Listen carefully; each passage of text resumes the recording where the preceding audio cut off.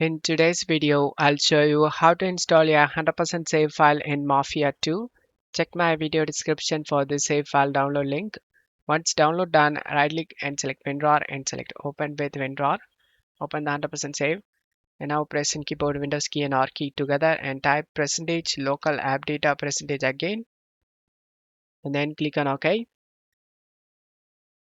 Open this 2K games, Mafia 2, saves, random number.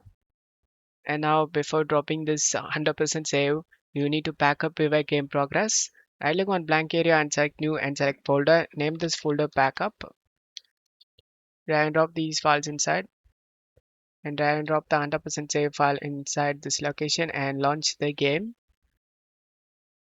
Once you are in game, go to the story, load chapter, choose the chapter you like to play, load the save.